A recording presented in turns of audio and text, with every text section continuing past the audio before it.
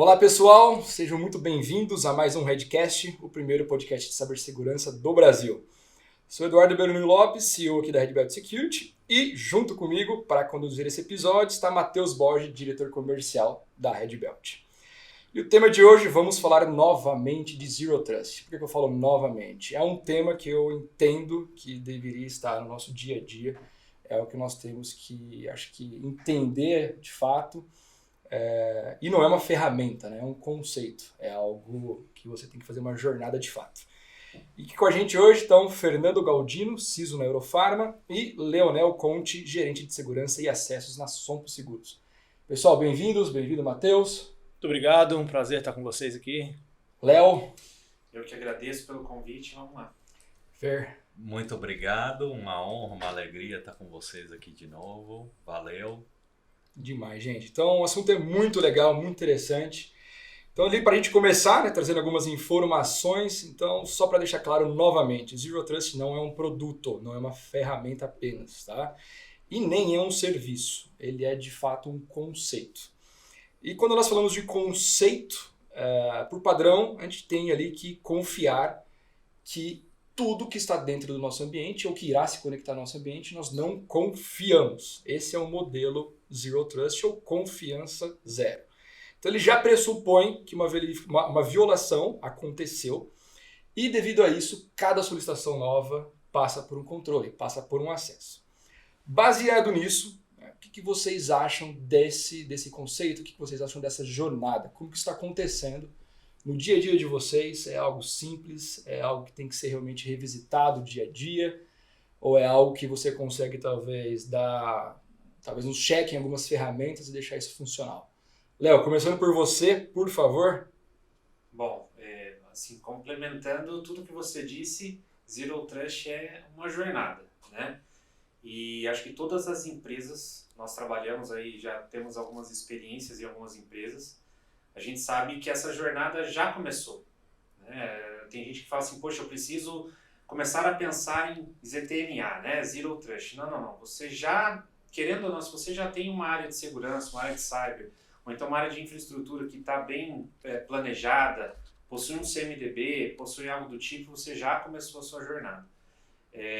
Algo que, assim, que eu, já para começar o debate, a gente ferver o negócio, né? Quando a gente fala de ZTNA, na minha visão, tem um começo e que a gente acaba deixando isso ficar muito grande, que é a parte de acesso. Como a gente fala que ninguém vai confiar em ninguém, eu preciso que os meus acessos estejam centralizados. E quando eu digo acesso centralizado, acho que todo mundo que está ouvindo a gente sabe que tem lá o Leonel na rede com acesso ao sistema A. Aí tem o LP Conte com acesso a um outro sistema. A gente precisa ter usuários unificados, uma única identidade dentro do ambiente. E esse é um trabalho que a gente sabe que é muito difícil executar, porque tem sistemas com suas determinadas particularidades. Tem um sistema que você vai chamar por matrícula, tem outro sistema que você vai chamar por CPF, e a ideia é que você tenha uma identidade única. E aí sim, isso começa a melhorar a sua jornada no Zero Trust dentro da companhia, fora aí os outros temas que a gente vai trazer aqui. Mas vai lá, Fer. Bom, acho que você fez uma bela introdução do conceito de Zero Trust, né? A gente fala que é uma arquitetura, né? É uma estratégia de segurança. E eu concordo, acho que cada um na sua empresa já está fazendo um pedaço, um pouco, já começou. Principalmente a pandemia acelerou bastante, né, a adoção desse modelo.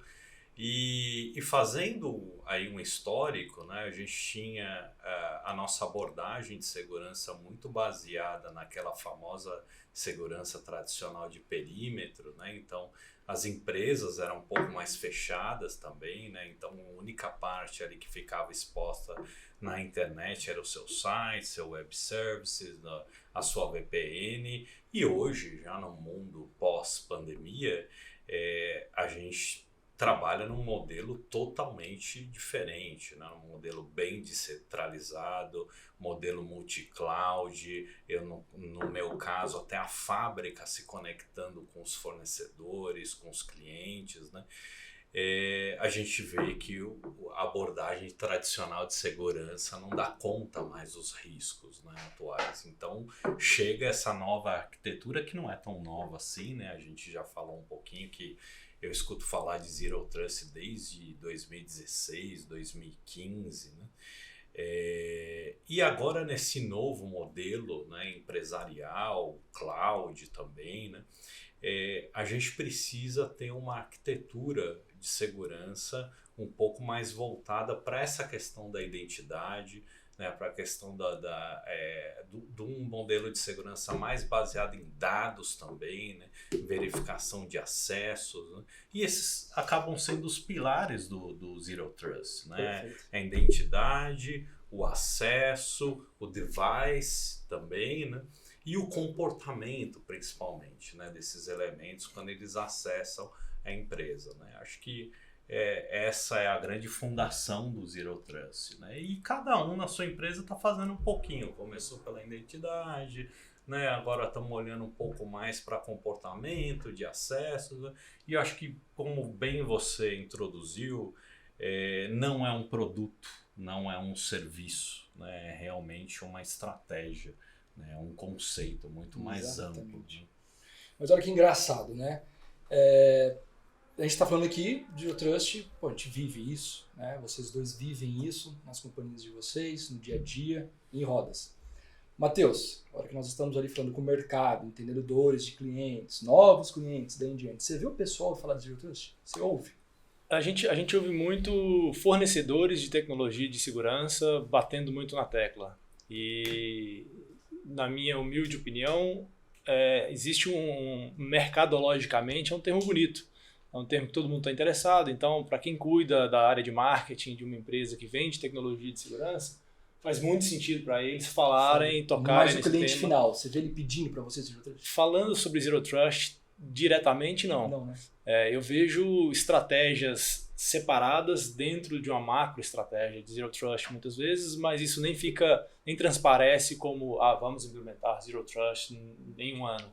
É mais, precisamos fazer uma microsegmentação da minha rede, porque no caso de um ataque, aquela pessoa não consegue fazer um movimento lateral tão agressivo quanto poderia se eu não tivesse, que é um dos pilares de Zero Trust.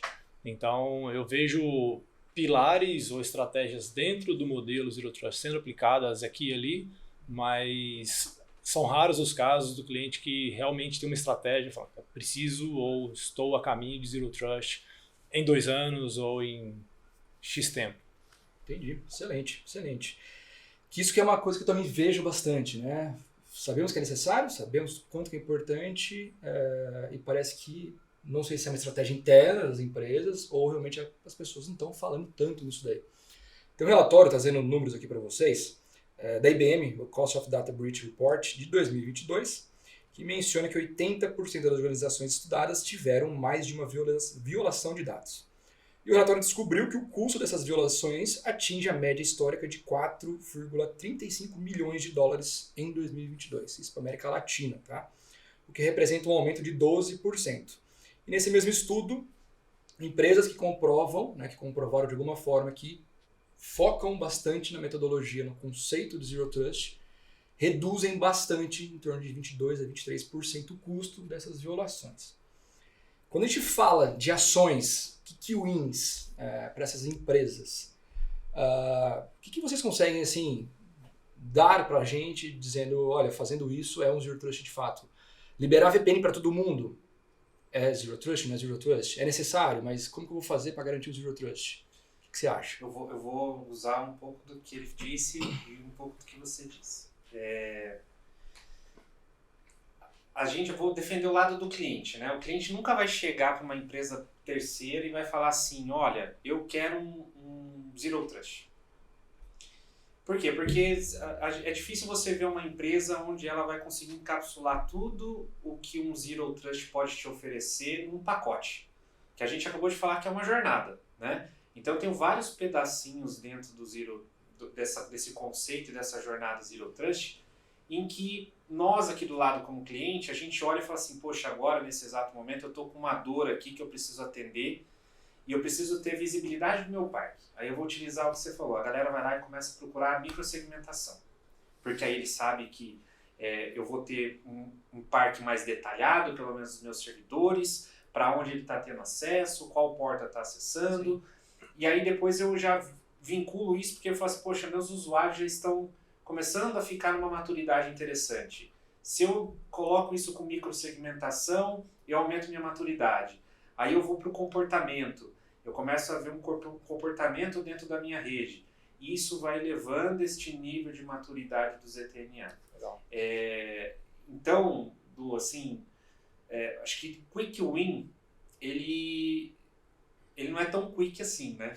São coisas grandes que a gente tem que fazer e elevar o nível de maturidade. Talvez alguns erros que eu já vi acontecer no mercado é você adquirir uma ferramenta, colocar dentro da empresa e falar que agora a gente está 100% para aquela ferramenta. Um exemplo aqui, cofre. Não adianta você ir para o mercado, buscar um cofre de senha, colocar dentro da companhia e falar que você está ok. Sim. Ele precisa estar integrado com os usuários administrativos, tem que estar todo mundo dentro do cofre, todas as contas de serviço têm que estar sendo geridas por ele, esse cofre tem que estar robusto. Então, a evolução do ZTNA, para mim, é a evolução de maturidade de vários pedaços da parte de segurança que a gente tem. Então, quando eu falo de Quick Window, vai muito da estratégia de cada companhia. Qual que é a maior dor dela, qual a maior exposição que ela está tendo hoje. Então, acho que vai da análise de cada executivo cyber aí da companhia, na minha opinião. Ô Fer, você tinha comentado comigo uma simulação, faz um tempo já, bastante, que vocês ainda fez, não lembro qual era o ambiente, de teste de talvez exfiltrar dado, remover dados, e todos os testes possíveis foram bloqueados. Né? Não conseguiram de jeito nenhum fazer nada desse tipo. Isso daí é de fato Zero Trust. Porque tem pessoas, né, que muitos conceitos, Zero Trust é para garantir que não vai haver uma invasão, é você evitar. Só que onde o Zero Trust se mostra mais eficaz ainda é na hora de você tentar roubar dados. Você tentar tirar informação de dentro do ambiente. Né? Você acha que isso na prática funciona de fato? Quer dizer, você mesmo compartilhou que sim. Não, efetivamente precisa funcionar, né? Senão a gente perde nosso empenho. Mas assim, eu gostei do comentário do Lionel, porque no fundo a gente não consegue de uma forma linear, né, implementar o Zero Trust, e tem muitos fabricantes que acabam direcionando, né, para essa estratégia. Olha, compra isso daqui, começa comprando isso, né, e implementa, né, mas olhando para os riscos e para a necessidade da empresa, né, o problema ele é muito mais complexo. Né? Então, na realidade, o que você precisa realmente é de um olhar não linear, sistêmico, né? E quando a gente fala de exfiltração de dados ou qualquer outro tipo, né, de técnica, ou ransomware, né, que é hoje, né, aí o ataque mais temido, né, vamos dizer assim, a gente precisa muitas vezes trabalhar numa lógica de minimização de impacto. Né? Então, não é mais se acontecer, né? É quando aconteceu. Né? Então, quando aconteceu, como que eu detectei e como eu reagi. Né? Então, o Zero Trust ele acaba sendo uma camada muito eficaz, preventiva, mas ele também te ajuda na visibilidade, no monitoramento, né? O próprio princípio, né, do Zero Trust, né, que é nunca confiar, sempre verificar, né? Ele traz consigo esse pressuposto de que nós temos sim brechas de segurança, nós temos ameaças, né? E a gente deve, né, sempre olhar para esse ambiente de uma forma a sempre estar questionando os acessos. Né? O problema hoje é fazer isso numa empresa tão aberta, tão conectada. né? Hoje com o trabalho híbrido também a gente tem uma grande força de trabalho se conectando remotamente. E então, cada vez mais, né? E cada vez mais. E não vamos adianta embora. a gente remar contra a maré, né? Não adianta a gente ir lá no negócio e falar, não, assim, dessa forma não dá para... Porque assim, já aconteceu, a gente tem que olhar para essa realidade hoje e tentar trazer soluções que habilitem o negócio, né? Que dê mais segurança para o colaborador, às vezes, na casa dele. Né? É isso. Às vezes no cybercafé, né? E pensar que a gente tem sempre a joia da coroa para proteger. Então a gente precisa ter uma lógica também de priorização. Então aqui, essa joia da coroa, eu vou fechar aqui um sistema de segurança que eu vou ser um pouco mais rigoroso, né? E no nosso caso, acho que a cereja do bolo mesmo é o comportamento, né? É trabalhar com tecnologias, com abordagens baseadas em comportamento. Acho que não dá mais para a gente fugir desse modelo, né? E aí entra inteligência artificial, bastante, porque hoje o volume de dados que a gente tem para analisar é gigantesco. A gente tem sempre aquela queixa clássica que falta mão de obra. Né? Então, se a gente não tiver um bom arsenal para olhar isso de forma contínua, né, que é um dos princípios do Zero Trust, né, a gente não dá conta. Então, quando a gente fala, pô, a gente fez um teste, não conseguimos, não conseguiu num teste isolado, mas pode ser que de uma outra forma vai conseguir. E aí entra a nossa capacidade de detecção, de reação, né, de poder fazer uma gestão daquele incidente. Primeiro saber se está existindo efetivamente, né, aquele problema, aquele incidente, e depois a resposta. Né? Então o Zero Trust hoje eu vejo ele como uma estratégia fundamental, essencial, né, para nós como CISO e para o negócio também. Né? Às vezes é um pouco confuso para o negócio a gente falar de Zero Trust, né? Porque vem o Great Place to Work falando que a confiança é o que move a empresa. Então você não vai confiar no funcionário, né? Então acho que a nossa missão também é traduzir, né, isso para uma linguagem mais empresarial. Né? Então traduzir para uma linguagem de minimização de riscos e de habilitação, né, do negócio da força de trabalho remota, né, da fábrica que tem que se conectar com o fornecedor que está na Alemanha, né, num dispositivo IoT que se conectando eu consigo ter mais produtividade, né, mais efetividade. Então isso faz parte da nossa missão, né, Leonel? Traduzir esse Zero Trust mais essa buzzword, né, para uma linguagem um pouco mais de negócio, que eu vejo que isso é um dos grandes desafios, né, da gestão de cyber. Muito, né? muito. Perfeito, eu acho que você tocou em vários pontos super importantes aí de joias da coroa. Você tem que mapear quais são as suas joias da coroa. Se você não tem isso mapeado, se você não entende quem tem acesso àquilo, quando tem acesso àquilo, deveria ter acesso àquilo ou não, já é o começo de deixar a porta aberta em algum lugar. Então, várias coisas você tocou e um ponto que eu acho muito interessante para os nossos ouvintes aqui também, que a gente está falando gerente de segurança, a gente está falando para os CISOs, que é a galera que está escutando a gente. E vocês dois tocaram num ponto que para mim é essencial, que é risco, gestão de risco. E aí eu volto a pergunta para vocês, porque aqui a gente está fazendo pergunta, né? Tem bastante consultores também. Viu? Aí, ó, boa. Os consultores vão virar gerentes e CISOs um dia, é isso aí. Mas falando de gestão de risco, quando a gente fala de gestão de risco, aí a gente tem alguns frameworks de mercado, tem NIST, ISO 27001, etc. E aí aparece um modelo de gestão Zero Trust. Como que essas coisas se encaixam, na opinião de vocês? Tem um vem acima, ou eles simplesmente se encaixam lado a lado, ou não faz sentido nenhum, são duas coisas totalmente separadas? Eu acho que esse... Aí pegou. eu acho que essa pergunta é legal porque é o segredo, na minha opinião. Por que é o segredo? Né? Porque você tocou num ponto, Fer, que é fantástico. A gente se comunica muito com o executivo, a gente se comunica muito com o board, a gente se comunica muito com esse alto nível de que a gente tem que evitar sopa de letrinha. A gente tem que evitar ZTNA, PAN, IGA, um monte de sopa de letrinha.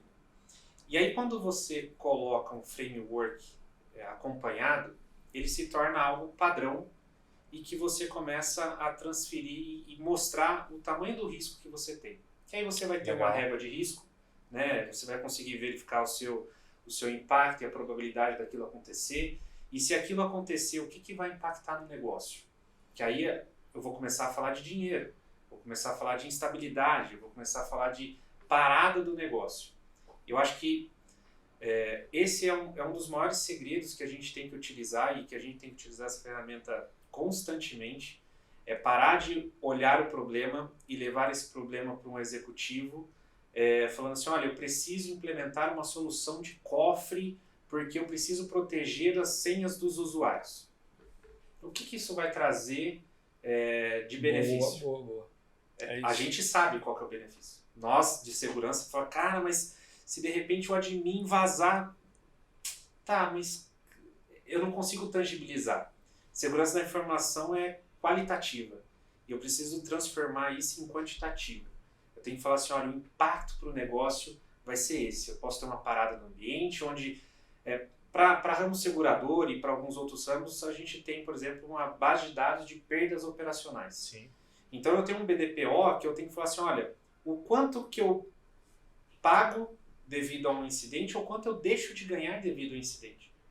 Então, quando eu começo a colocar um framework, eu consigo começar a ter mensurações para poder chegar para o board e não vender somente um software, um ativo, e vender uma solução baseada em risco. Eu acho que esse é um segredo assim, que a gente tem que utilizar para poder vender para os executivos. Não, e é um ponto essencial porque você para de vender ativamente para ele a ideia e você bota o risco na mão dele para ele tomar a decisão e falar, cara, esse é um risco que eu quero mitigar. Isso. Eu entendo de risco financeiro, de imagem, jurídico, etc. Mas esse risco de cyber que agora eu entendo, eu consigo mensurar, e ele eu não quero lidar com ele mais. Então, Leonel, me ajuda a resolver esse risco? Aqui está um budget para você me ajudar a resolver esse problema. Quando você falou de vários riscos, né, e a gente fala de risco cibernético, antigamente você olhava lá, tinha riscos jurídicos, né, judiciais, tinha risco de imagem, tinha risco... Só que o cyber, aconteceu alguma coisa, eu vou ter impacto em todos esses casos. Exato. Eu vou ter que envolver o jurídico, eu vou ter imagem, eu vou ter impacto na companhia, eu vou ter impacto no cliente. Tem empresas que, se acontecer um ataque, a ponta final, o B2C, vai ter problema. Tem empresa que está no B2B, que já vai gerar um impacto. Então, nesse momento em que a cibersegurança deixa de ser o menininho do antivírus e do Fire, né? Que a gente, sei lá, você não vai entregar muita idade, mas há 5, 10 anos atrás, você era o menino do Fire e, né? Agora não, segurança da informação tem que olhar de maneira estratégica o negócio e entender qual que vai ser o impacto lá na ponta para o cliente. Então, entra o nosso conhecimento versus um framework apresentando o risco. Excelente, excelente. Eu queria voltar um pouco a conversa também, porque tem muita informação super valiosa aqui, de risco, de board, de negociação, de como posicionar seu projeto dentro da empresa. No final do dia, se a gente não posicionar e não vender o projeto, para que a gente está lá?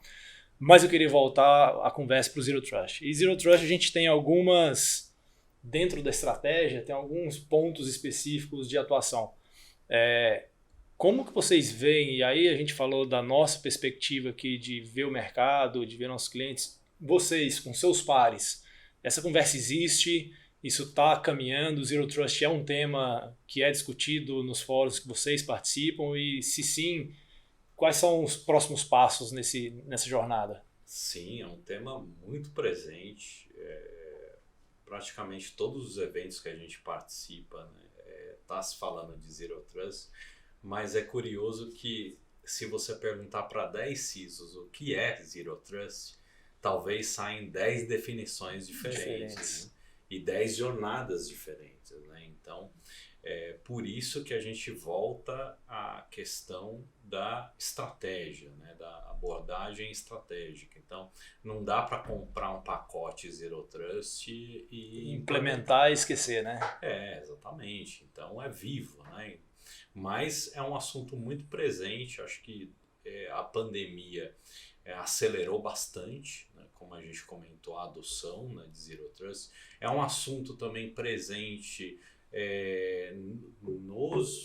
nas empresas, nos boards, mas não com esse nome, né, de Zero Trust, mas de alguma outra forma, seja um risco de negócio, seja uma regra de negócio que deve ser implementada. Vou dar um exemplo que entra dentro do chapéu de Zero Trust. A regra de horário de trabalho para essa equipe remota, por exemplo, né?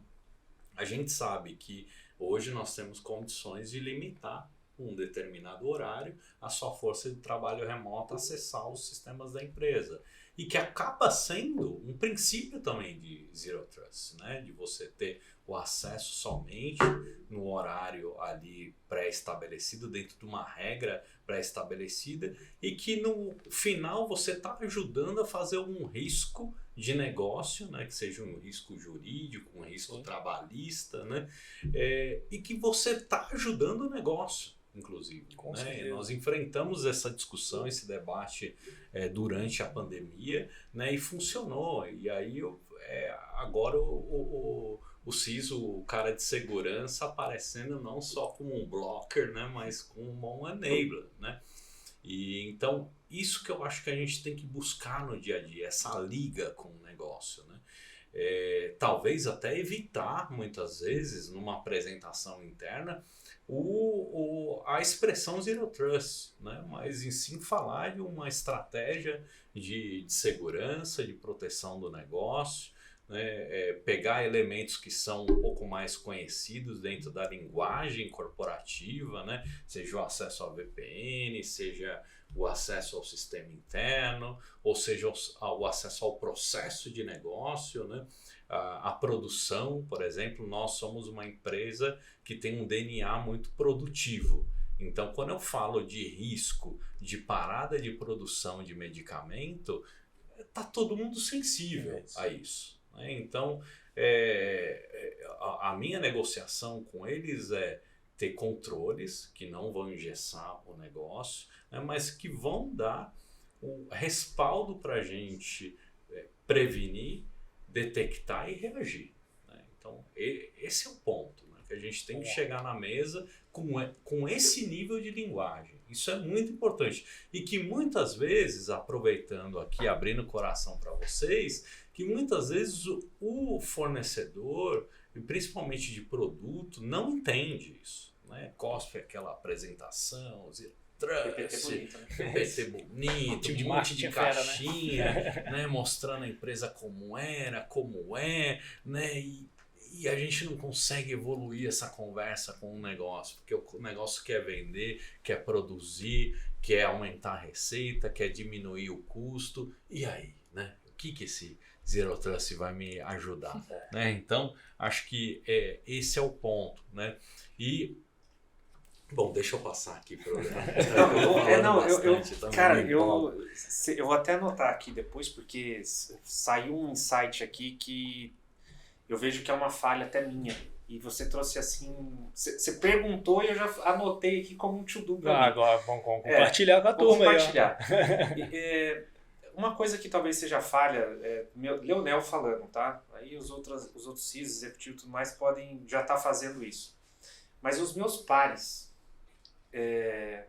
o meu par de infra, o meu par de sistemas, falta um aculturamento também da minha parte. A gente sabe que aculturamento é algo que a empresa precisa, como um todo, sabe?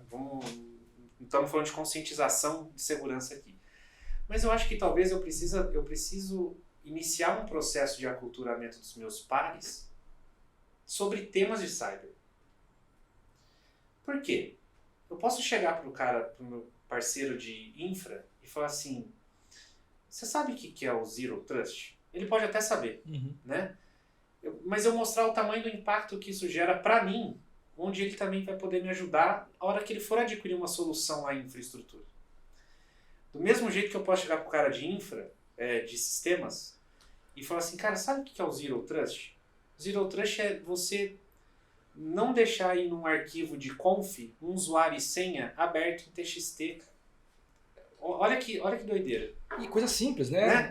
É porque você não está confiando. Não, se alguém lê isso daí, pode usar. E aí E não para vai benefício passar próprio, tudo isso. passa para um, passa para outro. Que negócio de É regra. isso, é isso. Esse é um ponto assim, essencial, a aliança que você precisa fazer com o seu time de infra, sistemas, com o negócio. Acho que esse é um ponto fundamental. Queria dar um exemplo, Leandro, desculpa te interromper. Infraestrutura hoje tem um problema, né? Um problema bom, né? Aí de melhorar a conectividade, né? E a adoção, né, de uma empresa mais aberta, né? Hoje com todo mundo com laptop, com vários dispositivos, com a fábrica conectada. E quando a gente vai falar de Zero Trust para o time de infra, hoje tem SaaS, tem modelos, né, que simplificaram, né, a adoção disso e que muitas vezes tem até redução de custo. Né? Então, esse é o caminho, né, para você sensibilizar o seu parque. Às vezes é muito mais difícil do que o próprio negócio. Né? É isso. Às vezes quem está do nosso lado, né, muitas vezes tem as suas prioridades também, né, tem a sua demanda, mas esse é um ponto fundamental. Não precisa nascer em cyber, né? As Sim. ideias de proteção não precisam nascer em cyber. E eu costumo falar isso na empresa, que todo mundo da empresa ele faz parte do time de segurança. Eu só sou mais um vetor. Boa. O cara de infra, ele é o cara de segurança. O cara de sistemas é o cara de segurança. Porque talvez eu não consiga estar em todos os lugares ao mesmo tempo. Então, se o cara de sistemas fala assim, poxa, eu queria melhorar a minha fábrica de software, para quem tem, poxa, como que eu posso melhorar? Será que eu posso... Como que esse conceito, que aí esse era um e aí depois tem um outro ponto que eu vou falar agora. A gente hoje tem a metodologia ágil, né? Tudo é ágil. E aí, cara, o ágil para Zero Trust também ficou um tiro no pé, né? Porque tudo é rápido, tudo é ali, faz squadzinho, entrega. E quando você faz uma squad entrega e é rápido, isso tem que, óbvio, tem no contexto de DevOps tem lá a parte de qualidade, mas a ideia é você falar assim, pô, então agora vamos colocar também uma segurança.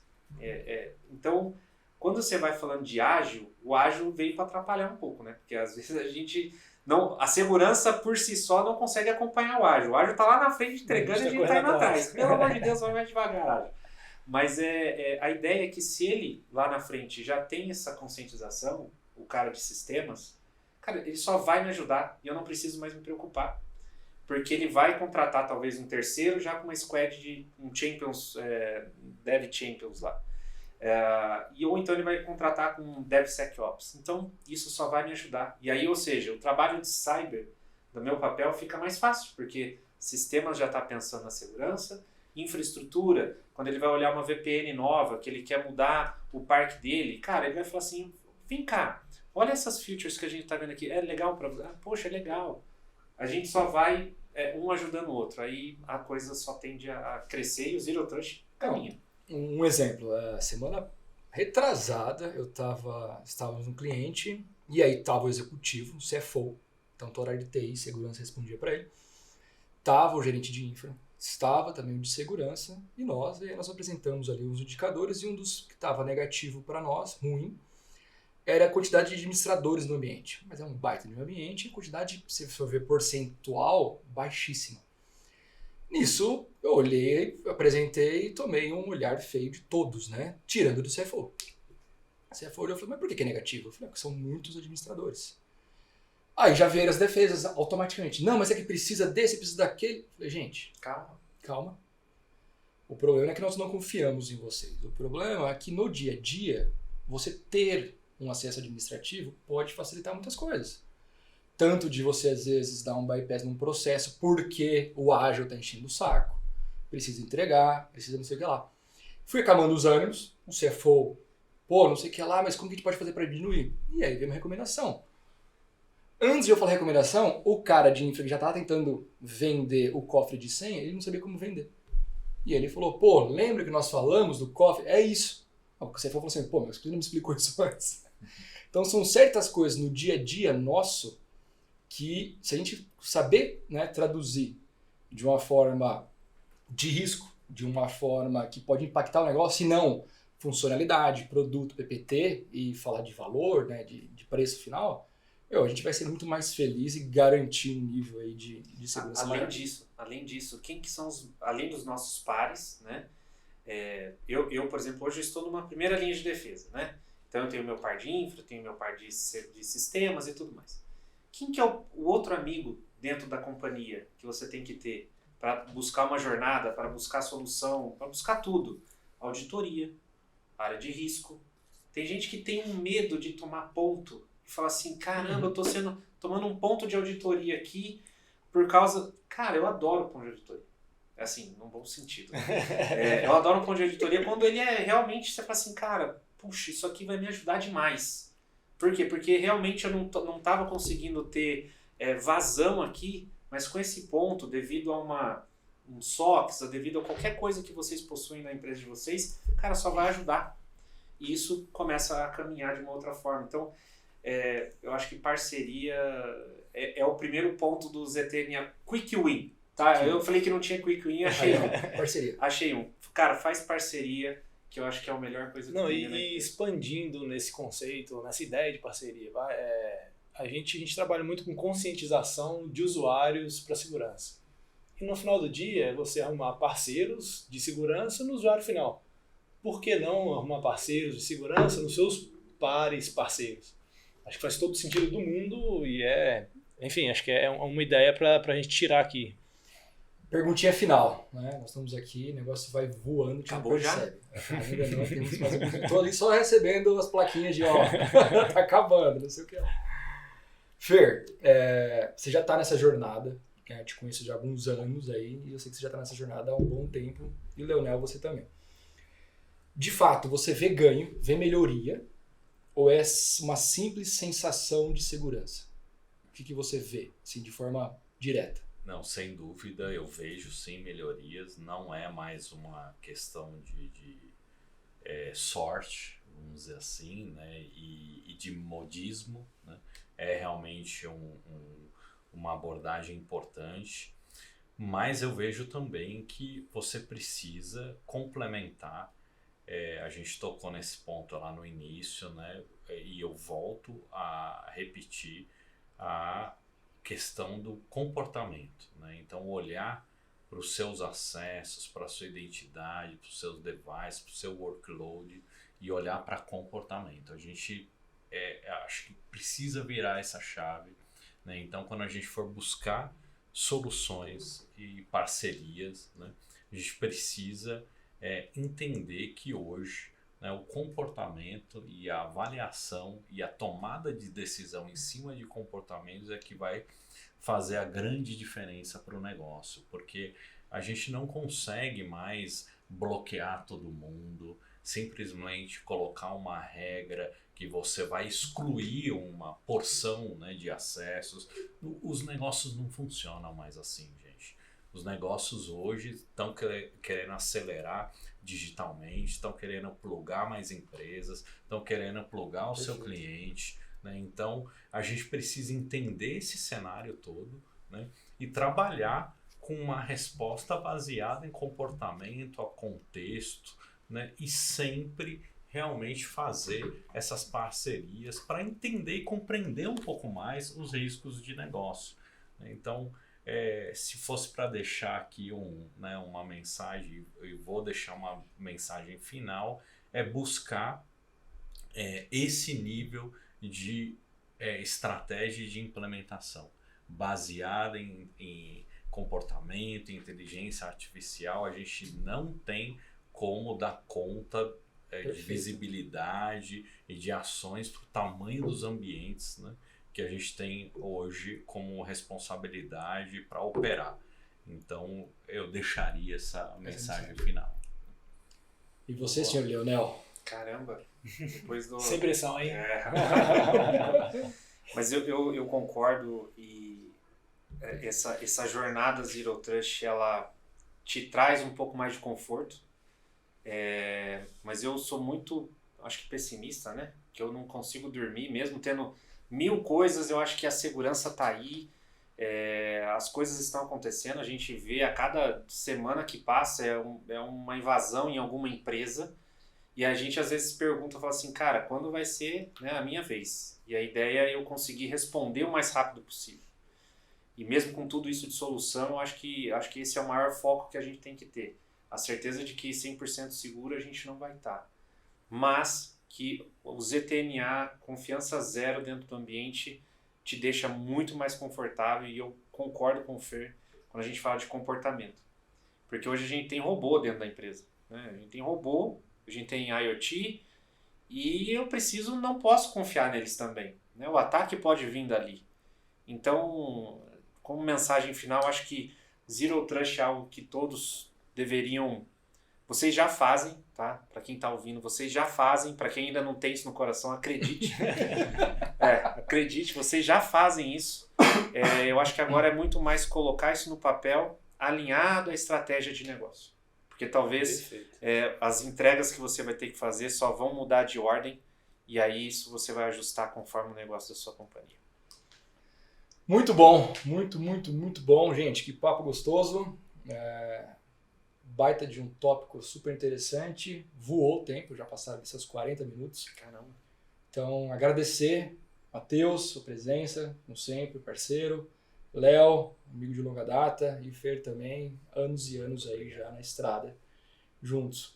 Obrigado pela presença. Deixar um abraço. Abraço para todo mundo que está ouvindo aí. Como o Leonel comentou, tá todo mundo fazendo, talvez não com o mesmo nome, né? Mas espero também poder contribuir aí mais vezes. Sinta-se à vontade também de nos chamar, né, Leonel, mais vezes. E agradecer novamente a participação. A gente se prepara para vir falar do tema, então uma oportunidade de aprender bastante também. Né? Então, valeu aí, pessoal, pelo convite. Que legal. Eu vou fazer tipo a Xuxa, porque minha esposa vai ver e minhas filhas também. Então, um beijo pra minha esposa, um beijo para as minhas filhas, Ana, Maria, o pai te ama. Olha aí. E, pessoal, assim, continuem nessa jornada. De novo, vocês já estão fazendo. E segurança é algo diário, né? Uma batalha que nós vencemos diariamente. E eu fico à disposição aí, tanto da Red Belt quanto para todo mundo aí. Excelente, muito bom, é isso. A gente podia ficar aqui algumas horas tranquilamente destrinchando esse tema, tem muito mais, mas a gente deixa para um próximo episódio, né? Maravilha, é isso aí. Bom, todos estão no LinkedIn também, então fiquem à vontade que estão nos ouvindo para abordar o Fer, para abordar o Léo, são pessoas excelentes para conversar, trocar ideia. E caso tenha alguma dúvida, algum comentário, contato@redbelt.com.br, fiquem à vontade. Gente, obrigado novamente por nos acompanhar e nos vemos até a próxima. Edgecast.